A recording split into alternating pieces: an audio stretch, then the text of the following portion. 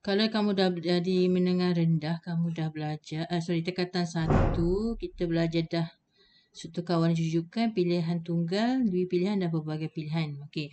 Untuk kemudian ulangan for dan juga ulangan while. Dah belajar di tingkatan 1. Okey, untuk tingkatan 2, kamu ada satu tambahan iaitu suatu kawalan pilihan bersarang. Okey, pilihan bersarang itu tambahan dia. Yang lain semua sama, yang ulangan for di tingkatan 1 dengan ulangan ulangan while sama je. Tingkatan 1 dan juga 2 sama. Okay, dia ulangan saja. Maksudnya dia benda yang samalah kamu belajar. Okay, ini contoh kod PHP. Okay, kalau dalam setiap satu apa-apa pun atur cara, dia mesti ada melibatkan input, proses dan juga output. Okay. Jadi ini contoh untuk input. Okay. Untuk PHP kita gunakan form yang ni. Saya dah tunjuk sebelum ni form. Hak ni kita perlu untuk form action. Ni macam tinggal satu je ni. Okay, sampai sini dia punya coding dia untuk form borang. Okay, kita gunakan borang di HTML untuk masukkan data dalam file PHP. Okay, proses. Kalau proses biasanya dia melibatkan ni lah formula. Okay, proses ni kita tak nampak. Okay, kalau macam input, biasa kita nampak lah. Kita akan nampak. Bila kita run ni, kita akan nampak. Kira hasil tambah 3 nombor. Dia suruh kamu masuk nombor. Yang warna hitam-hitam tu kamu akan nampak lah. Okay. Untuk output pula, dia akan suruh papar. Okay. Syntax echo ni guna untuk paparan. Okay. Itu adalah lebih kurang struktur ataupun dia punya coding dia. Dia ada input, proses dan juga output. Okey, ini contoh struktur kawalan jujukan. Okey, kawalan jujukan maksudnya dia berjujukan. Dia tak ada melibatkan macam mana yang kata, tak ada melibatkan pilihan ataupun ulangan. Dia terpanggil jujukan. Okey, contoh dia yang ni bukan ulangan dia. Ini bukan, ni adalah syarat ini if. Okey. So dia akan cetak satu-satu. Okey, mula-mula dia cetak nama, lepas tu nama anak dia, lepas tu buku dan juga jumlah. Itu dipanggil struktur kawalan jujukan. Dia tak ada melibatkan pilihan maupun ulangan. Okey, pilihan dan ulangan ni dia buat bila ada syarat. Okey, yang seterusnya ialah struktur kawalan jujukan yang mengira luas segi tempat. Ni contoh dia punya atur cara dia. Contoh catak alih. Okey, contoh catak alih. Okey, kemudian dia mula input dia. Okey, dia harap kamu dah tahu dah ni. Ini. Okey. Ini adalah bentuk untuk input. Untuk output pun sama. Bentuk dia sama. Okey. Okey, biasa kalau untuk input kita ada tulis perkataan input. Kalau untuk output sama ada perkataan papa, cetak ataupun perkataan output tu sendiri pun boleh. Okey. Yang ini adalah untuk proses. Okey, kalau kita buat formula ni, mana formula dia? Ni formula dia ialah yang ni. Okey. Ni duduk dalam kotak proses. Okey. Kita guna yang ni. Okey, itu struktur kawalan jujukan. Okey, ini struktur kawalan tunggal. Okey, struktur kawalan tunggal. Maksudnya dia ada pilihan satu je.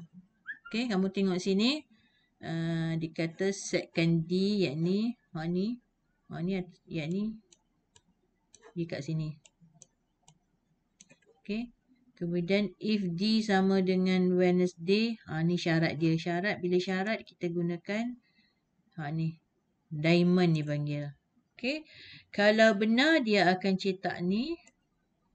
Kalau palsu dia tak ada buat apa-apa. Dia terus je keluar. Tu pergi tamat. Okey. Itu dia panggil satu kawalan pilihan tunggal. Maksudnya kalau betul dia ada buat apa-apa, dia ada pernyataan yang perlu dibuat. Kalau salah dia tak buat apa-apa, dia terus keluar. Okey, itu pilihan tunggal. Okey, kalau dua pilihan pula, dia ada dua pilihan. Okey, kalau betul dia akan buat yang ni. Kalau salah, dia akan buat have a nice day. Itu dipanggil dua pilihan. Maksudnya kalau salah ada pernyataan, kalau betul pun ada pernyataan yang dia buat.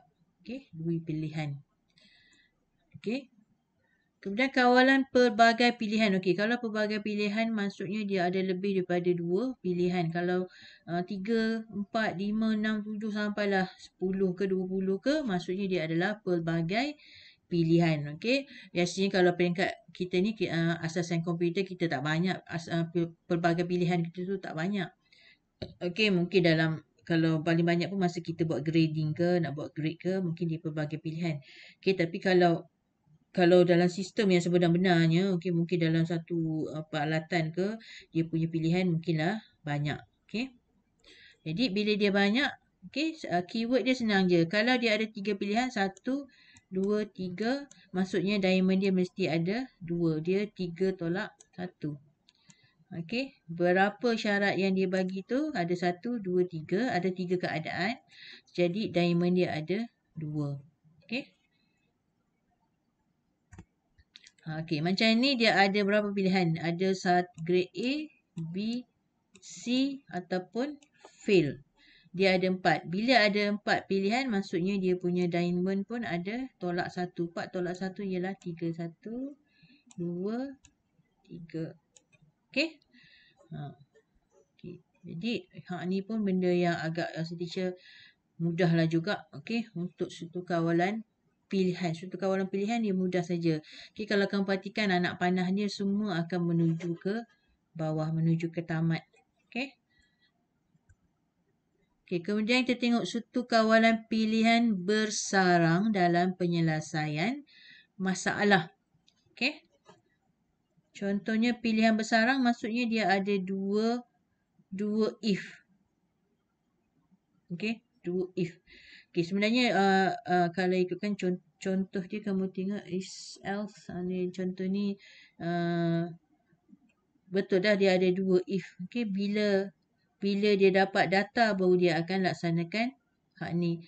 Kalau tak ada syarat ni tak dipenuhi, dia tidak akan buat yang bawah ni.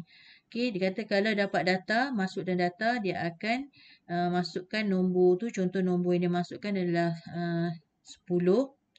Okey, nombor 10. So, dia akan check adakah 10 lebih besar pada kosong. So, bila betul, dia akan cetak positif. Okey, kalau salah, dia akan cetak nombor negatif.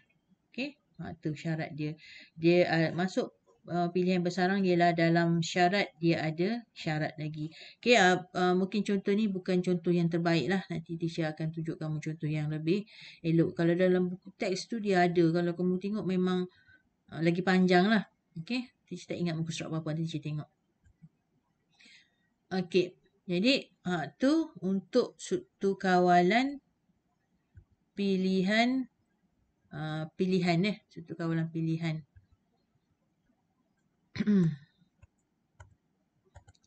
Okay, so teacher stop sini dulu. Pilihan bersarang. Okay, satu kawalan wal ni kita akan tengok tajuk seterusnya lah. Teacher akan buat video lain pula.